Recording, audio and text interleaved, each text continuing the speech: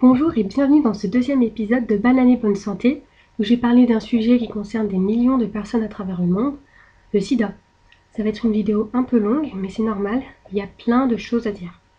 Donc le sida, c'est une maladie due à un virus, le VIH, et la gravité de cette maladie est liée au fait qu'elle touche le système immunitaire, qui est le garant de l'intégrité de notre organisme, c'est-à-dire que c'est lui qui nous protège des agressions.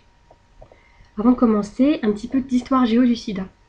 En fait, les premiers cas de sujets infectés par le VIH ont été répertoriés en Afrique, il y a plus d'un siècle, mais ils sont rares et isolés. En fait, le VIH semble avoir été transmis à l'homme par les grands singes à cause de la chasse et se serait ensuite adapté, puis, du fait du développement des transports internationaux, de la toxicomanie, de la révolution sexuelle, le virus s'est propagé. En fait, on date véritablement l'origine du fléau à juin 81. C'est effectivement à cette période que Michael Gottlieb rapporte au Center for Disease Control le cas de 5 jeunes homosexuels hydrogués américains qui avaient développé des maladies rares, qui ne pouvaient être expliquées que par l'effondrement de leur défense immunitaire. C'étaient les premiers cas de sida à proprement parler. Le VIH a lui été identifié 2 ans plus tard, dès 83, par une équipe de chercheurs français dirigée par le professeur Montagnier de l'Institut Pasteur, ce qui lui a valu de recevoir le prix Nobel de médecine en 2009.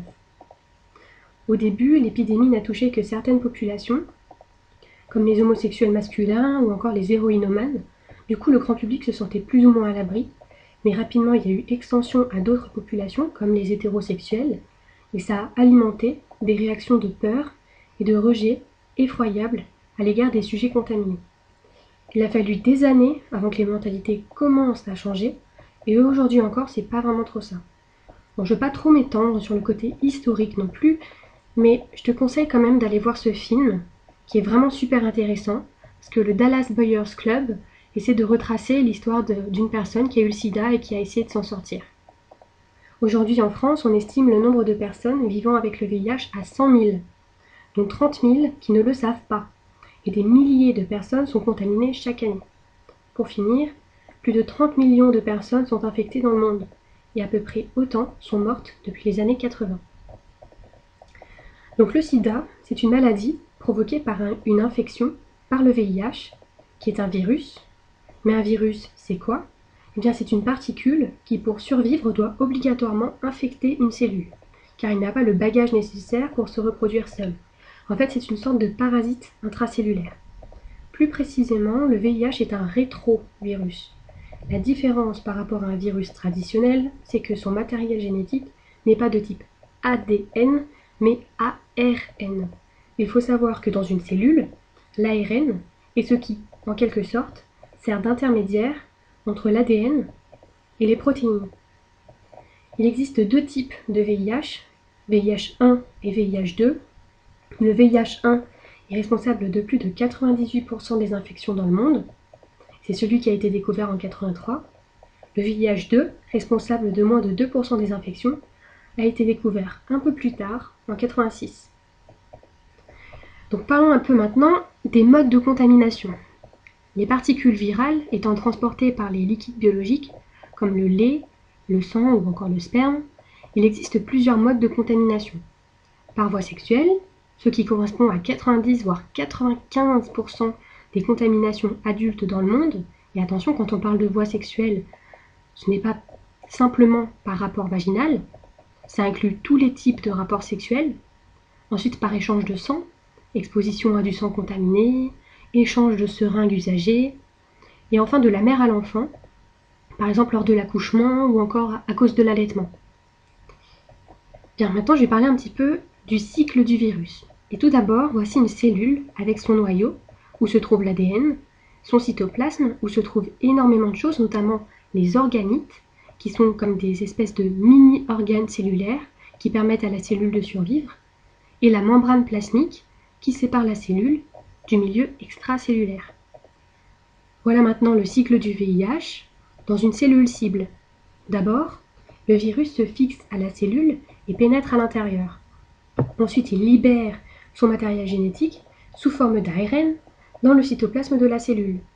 L'ARN est transformé en ADN, qui est ensuite intégré dans l'ADN de la cellule, et à partir de là, c'est la cellule qui fait tout le boulot. elle ne se rend pas compte qu'elle a été contaminée, elle continue à produire ses propres protéines sans voir qu'elle synthétise en plus tout ce qu'il faut pour créer de nouveaux virus.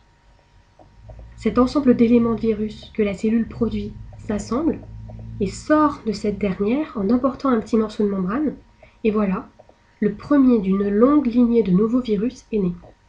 Le problème, c'est qu'à force d'être amputée de petits morceaux de membrane, la cellule se fatigue et meurt. Donc les cellules cibles du VIH sont les lymphocytes T4 et les macrophages, qui sont des cellules essentielles de l'immunité. L'infection conduit à la destruction des lymphocytes T4, dont le nombre décroît peu à peu. Pour les macrophages, c'est un peu particulier. Ils constituent des réserves de virus, notamment dans les ganglions lymphatiques, où ils sont particulièrement abondants. Ce qui est un peu difficile à comprendre avec le sida, c'est qu'un individu porteur du virus, dit VIH+, peut être sain. En fait, il n'est considéré comme malade que s'il manifeste des symptômes cliniques classant sida, c'est-à-dire, souvent, des années après l'infection. En fait, l'infection au VIH est caractérisée par 3 phases. La primo-infection, la phase asymptomatique et le sida à proprement parler. D'abord la primo-infection donc.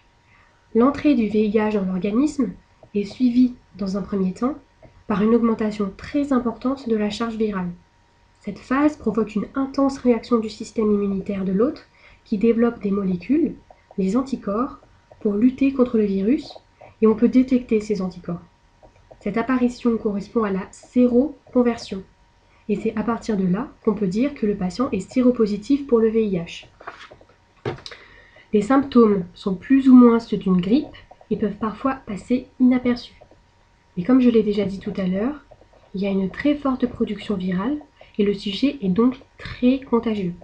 C'est là que c'est affreux en fait, la personne n'est pas malade et pourtant elle peut contaminer plein de monde. Et cette période dure 1 à 2 mois. Ensuite, il y a la phase asymptomatique où en fait le virus continue à progresser mais le système immunitaire arrive à gérer. Les choses se dégradent progressivement, c'est-à-dire que de plus en plus de cellules cibles meurent, mais ça reste au-dessus d'un certain seuil qui fait qu'il n'y a pas de signe, ou pratiquement pas. En gros, pour résumer, on pourrait croire qu'il ne se passe rien, mais en fait si, c'est une sorte de guerre silencieuse. Cette guerre silencieuse a une durée variable d'un individu à l'autre. Pour certains, elle dure 1 an, pour d'autres plus de 30, et d'ailleurs on appelle ces personnes les long time survivors. On ne sait pas trop comment c'est possible d'ailleurs, et c'est pour ça qu'on les étudie. Au bout d'un certain temps, donc, le seuil est passé, il n'y a plus assez de cellules pour lutter contre le virus, et les choses s'emballent, tout s'écroule. Et c'est là qu'on parle vraiment de sida. Il y a donc apparition de symptômes qui permettent de parler de sida, ce qui permet de déclarer la maladie.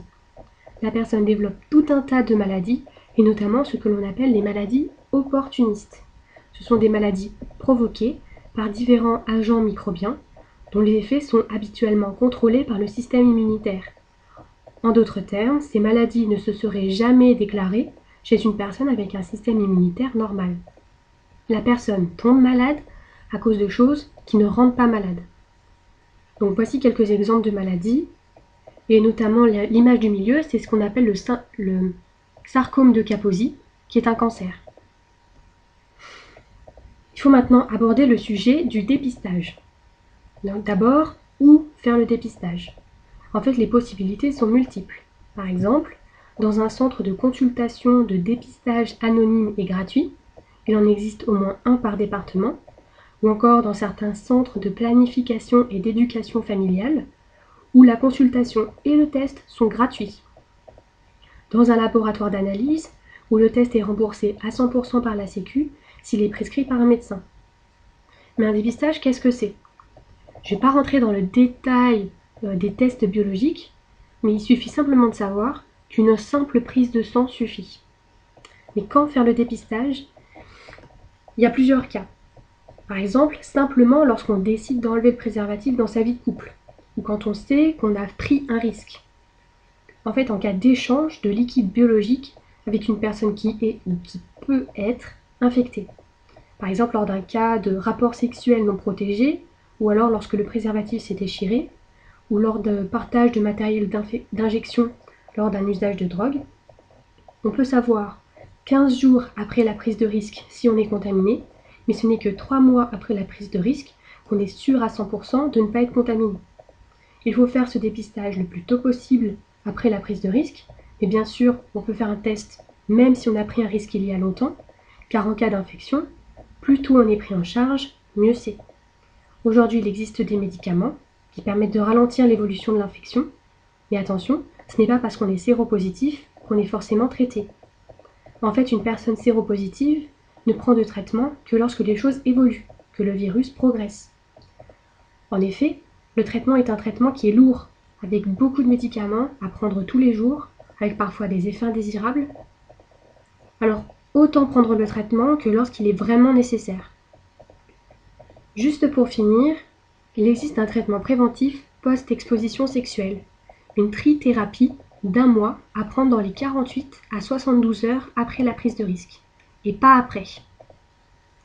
Bien, je terminerai cet exposé sur ces quelques mots. Aujourd'hui, on ne guérit pas du sida. Quand on est infecté, on le reste. Le meilleur moyen de s'en protéger, c'est de ne pas être contaminé. Utiliser un préservatif, c'est être responsable. Responsable de sa santé, mais aussi de celle des autres. Alors il faut se faire dépister et se protéger. Ce sont des gestes simples qui évitent beaucoup de problèmes. Je ne pense pas pouvoir changer la face du monde avec une vidéo, mais je pense qu'il est du rôle de chacun de lutter contre la banalisation de cette maladie et le relâchement de la prévention. Enfin, n'oublie pas qu'une personne séropositive est une personne comme les autres, qui ne devrait en aucun cas être mise à l'écart ou raillée à cause de sa maladie. Voilà, cet épisode de Banane et Bonne Santé est terminé. J'espère avoir été assez claire et précise. Bien sûr, si tu as des questions, n'hésite pas à les poser à ton médecin généraliste ou encore à SIDA Info Service, ou bien à la poser en commentaire. Puis bien sûr, abonne-toi, ça fait toujours plaisir. Sur ce, bonne journée ou bonne soirée, bonne année et bonne santé!